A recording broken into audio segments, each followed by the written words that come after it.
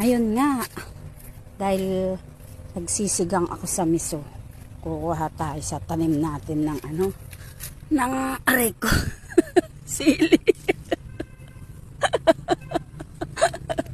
Tapos tignan nyo po, oh, ang dami namin tanim dito. Masipag ka lang magtanim, hindi ka naman bibili. Oh, yan oh. Oh, ito pa oh, ayan. Mga kamatis, tignan nyo yung kamatis oh. Ayan na, dami.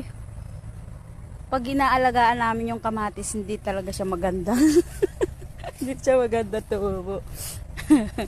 Ayan yung mga sili namin oh. Nasisira lang oh, tignan nyo oh. Nasisira. Oh, yan. Ang luwang niya, no? Hanggang doon.